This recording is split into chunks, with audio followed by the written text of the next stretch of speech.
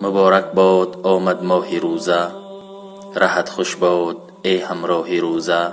شدم بر بام تا مه را ببینم، کی بودم من بجان دلخواه روزه. مسلمانان سرم مست است از این روز، زهی اقبال و بخت و جاه روزه.